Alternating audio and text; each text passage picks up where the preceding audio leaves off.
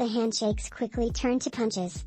After Wisconsin beat Michigan on Sunday in a Big Ten Conference basketball game, members of both teams fought after Michigan head coach Juwan Howard slapped Wisconsin assistant coach Joe Krabbenhoft in the head.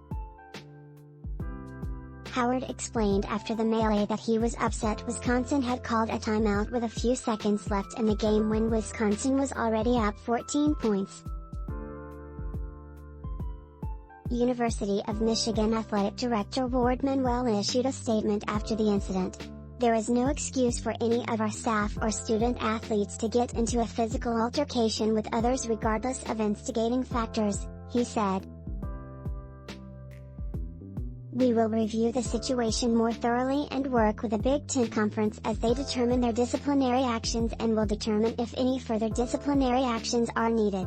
Manuel said he called his counterpart at the University of Wisconsin, as did University of Michigan INTA.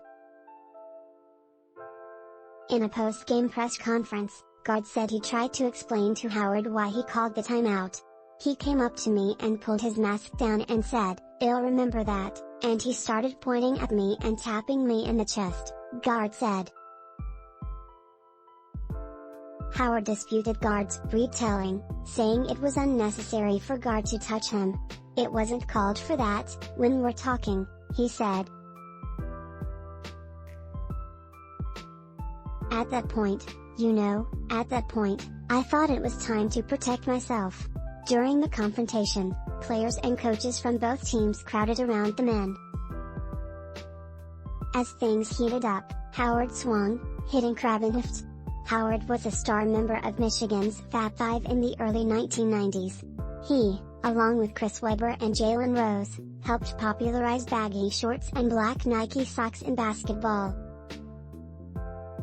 They're the subject of a documentary that explored their impact on the sport, as well as the investigation into illegal payments to players.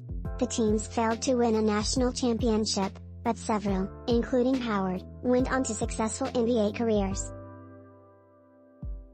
He won 2 NBA championships with the Miami Heat.